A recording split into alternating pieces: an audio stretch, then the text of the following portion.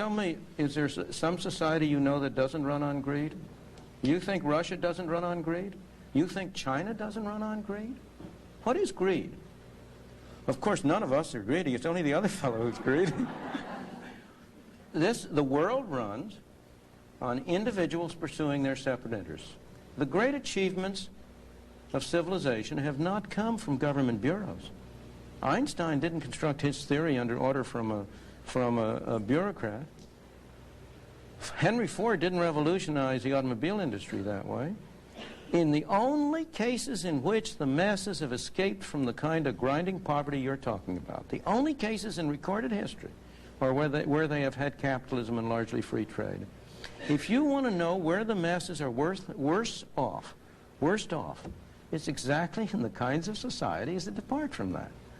So that the record of history is absolutely crystal clear, that there is no alternative way so far discovered of improving the lot of the ordinary people that can hold a candle to the productive activities that are unleashed by a free enterprise system. But it seems the only way in which you can redistribute effectively the wealth is by destroying the incentives to have wealth.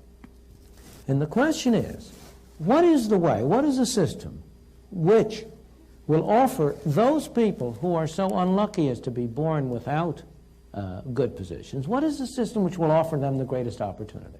Well, one possible way of redistributing the wealth without affecting the incentives to earn as much income as possible is simply to have a 100% inheritance tax. Since that won't affect the incentives, it's only after the person's dead anyway. I beg your pardon. I'm afraid, I don't know the family you come from. But as you grow up, you will discover that this is really a family society and not an individual society. We tend to talk about an individualist society, but it really isn't. It's a family society. And the greatest incentives of all, the incentives that have really driven people on, have largely been the incentives of family creation, of family, of establishing their families on a decent system. What is the effect of 100% inheritance tax? The percent of 100% inheritance tax is to encourage people to dissipate their wealth in high living. What's the harm in that? The harm in that is that where do you get the factories? Where do you get the machines? Where do you get the capital investment? Where do you get the incentive to improve technology if what you're doing is to establish a society in which the incentive is for people who, if they by accident accumulate some wealth, to waste it in frivolous entertainment? You know, the thing is that the thing that is amazing that people don't really recognize is the extent to which the market system has, in fact, encouraged people and enabled people to work hard and sacrifice in what I must confess I often regard as an irrational way for the benefit of their children. One of the most curious things to me in observation is that almost all people value the utility which their children will get from consumption higher than they value their own. Here are parents who have every reason to expect that their children will have a higher income than they ever had, and they scrimp and save in order to be able to leave something for their children. I think you are sort of like a bull in a china shop if you talk about the 100% inheritance tax having no incentive effects. It would destroy a continuing society. It would destroy a society. First of all, the government doesn't have any responsibility. People have responsibility. This building doesn't have responsibility. You and I have responsibility. People have responsibility. Second, the question is, how can we as people exercise our responsibility toward our fellow man most effectively? That's the problem. So far as poverty is concerned, there has never in history been a more effective machine for eliminating poverty than the free enterprise system and the free market. The period in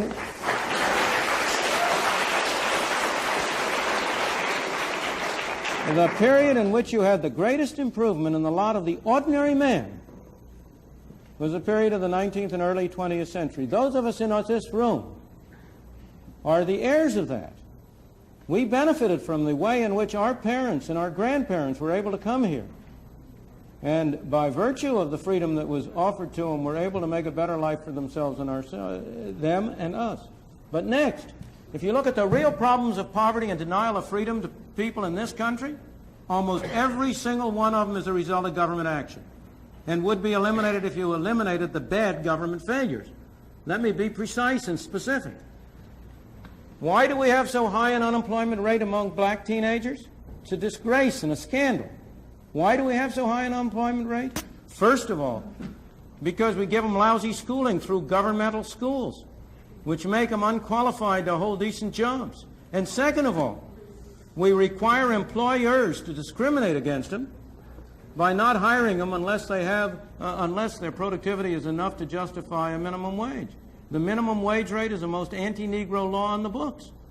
And it's an anti-Negro law because it precisely, having first not enabled the young blacks to have a decent schooling so that they can have productivity, we next deny them the on-the-job training that they might get if you could induce employers by being able to hire them for relatively low wages to give them on-the-job training that would make them qualify for higher payment and higher productivity.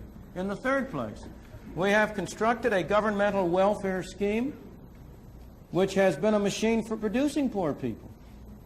We have induced people to come under control of welfare.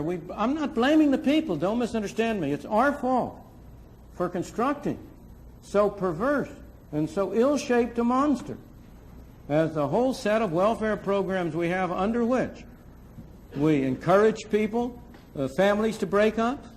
We encourage people to move from one part of the country and come to another, under which we have, in effect, made many people poor. And yet, when all this is said and done, have I ever been where? Welfare or poor. I have, sir. Of course, more so than most of the people in this room.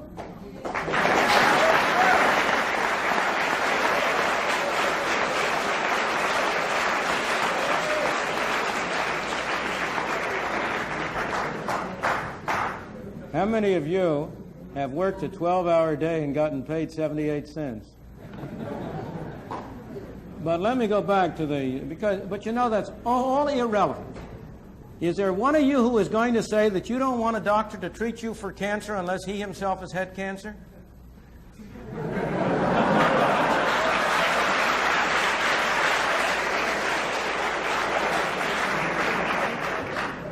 I could go down the line. But when all is said and done, while there are people in this country who are worse off than other people, by and large, even the poorest people in this country are relatively well off compared to the conditions in many other countries in the world.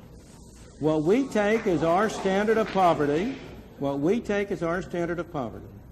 is above the average income of all of the people in the Soviet Union, let alone of the people in India or China or in other countries. Now, that doesn't mean we should be satisfied with it.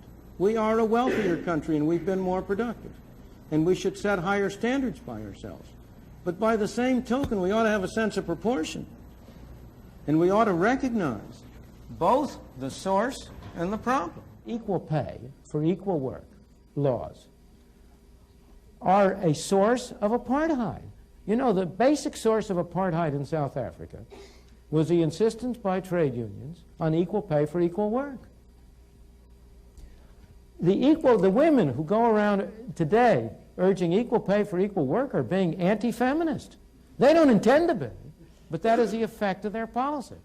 Because if there is any activity in which, for any reason, a male is preferable to a female, or vice versa, the only weapon the less productive sex has is to offer to work for less.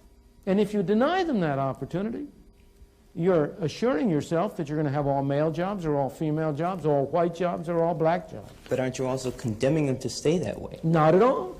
Not at all. The typical course, if you go back to American history, by taking these low-paid jobs, a great many people, not all, but a great many people were able to develop skills and activities, accumulate a little skill, a little capital, a little knowledge, improve their lot, become advance in the stage, get to a higher level of productivity, and get a higher income. That's been the typical way up the ladder for most of the people who came in here. It was a way up the ladder for my parents, for your parents or grandparents or great-grandparents, I don't know which. And that's the way in which, unfortunately, there's no way in which you can immediately propel people to the top of the ladder.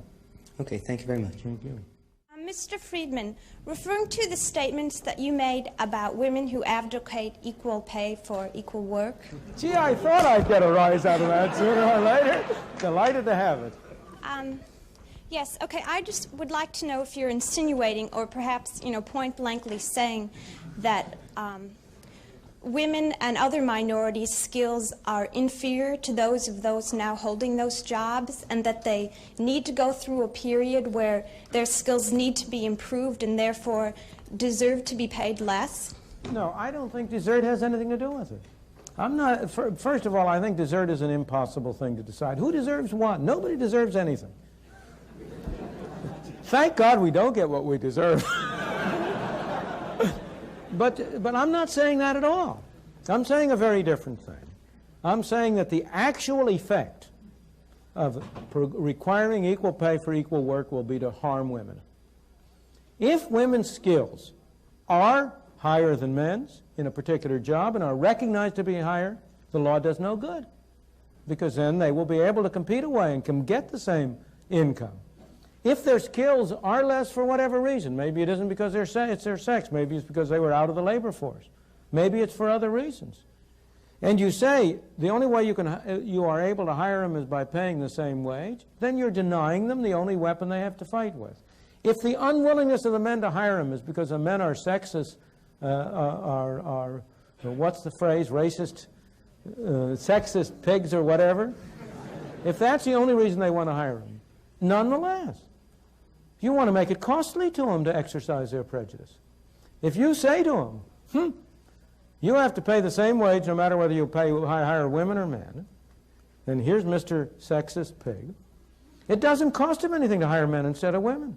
However, if the women are free to compete and to say, well, now look, I'll offer my work for less, then he can only hire men if he bears a cost. If the women are really good as a man, then he's paying a price for discriminating. And what you are doing, not intentionally, but by misunderstanding, when you try to get equal pay for equal work laws, is what you are doing is reducing to zero the cost imposed on people who are discriminating for irrelevant reasons. And I would like to see a cost imposed on them. I'm on your side, but you're not.